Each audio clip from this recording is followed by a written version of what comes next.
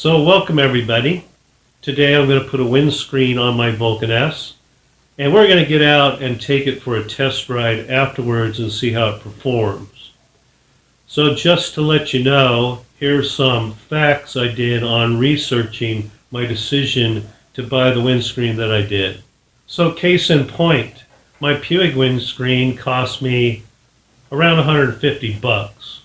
If I was to get the Kawasaki original windscreen in chrome, the removable version would be a grand total of approximately $839.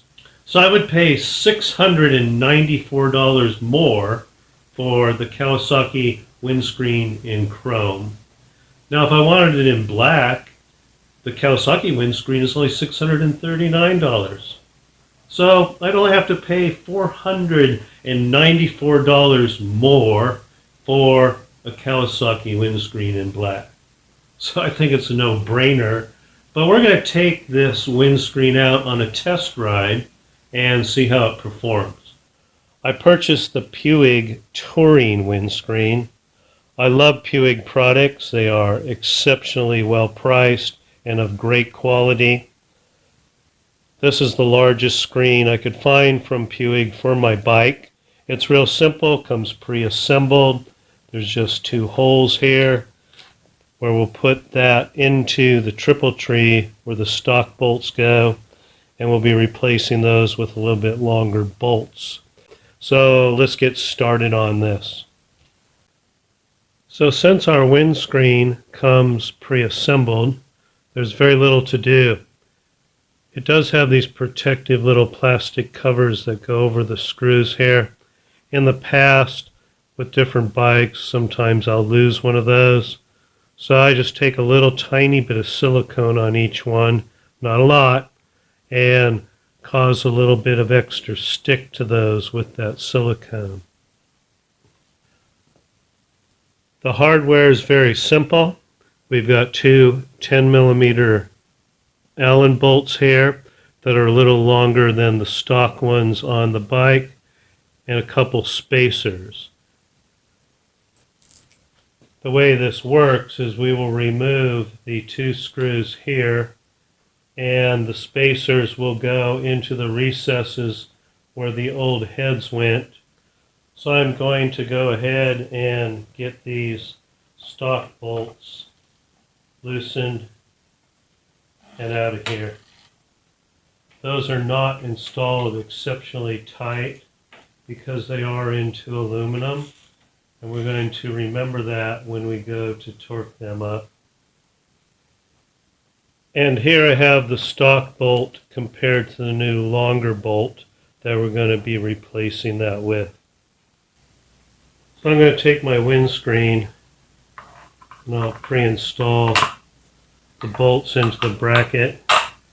Mainly that's so that I can put the spacers on those bolts and not have them be a tedious install issue.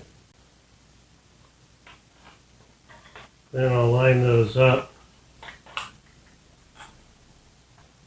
So I'll start these bolts by hand to make sure I don't cross thread anything.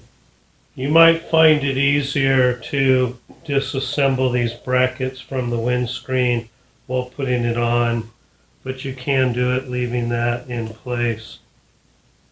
We want to make sure that we retorque those bolts up correctly. And we'll snug those right now. Since we're using a 10mm bolt here, our torque spec shall be 25 to 34 nanometers, or in US equivalent foot-pounds, we will be between 19 and 25 foot-pounds of torque. Now I'm going to get my torque wrench on here and make sure they're correctly tightened.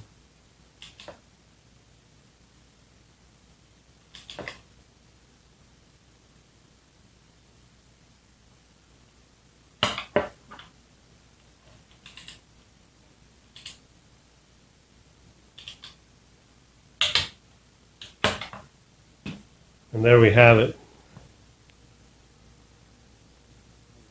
But all in all, it looks nice.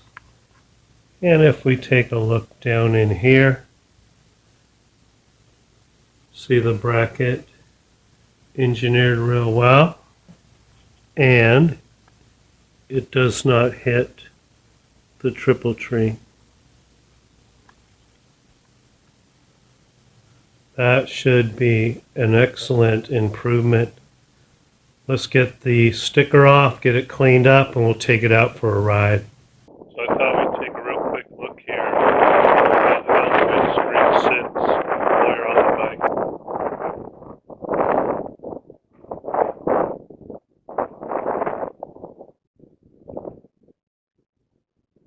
So I have added the windscreen by Puig to the Vulcan S.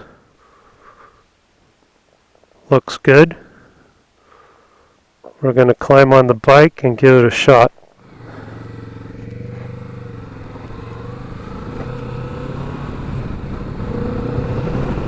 So here we go. Brand new windscreen.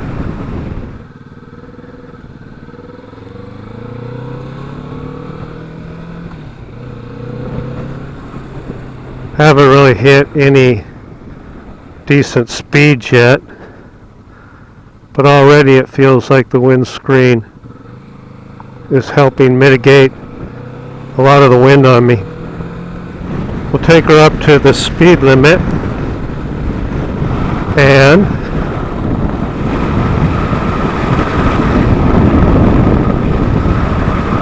I'd say the wind hits right about there, which is going to push it right about to where my eyes are up over the helmet, which is pretty normal for a lot of windscreens.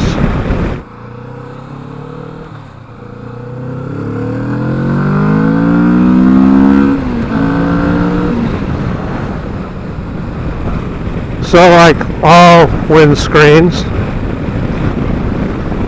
it does not remove all the wind,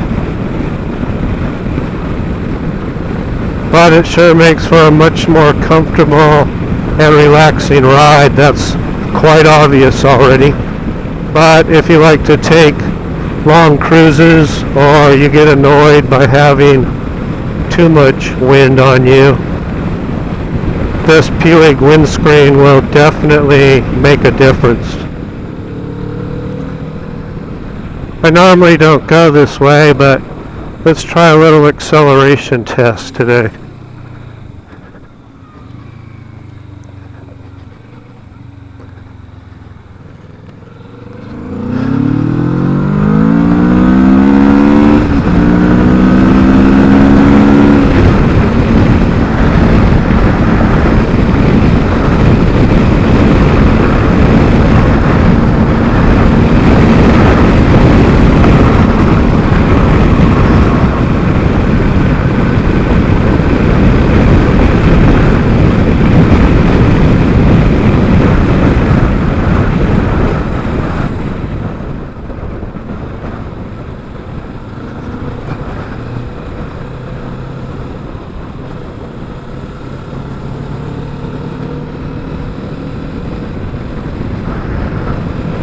So the Vulcan S does corner quite well.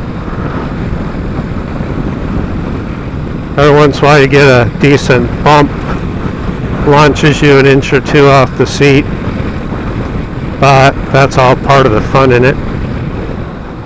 Definitely it's sporty, very well behaved, has some good get up and go, and for a cruiser it corners really well.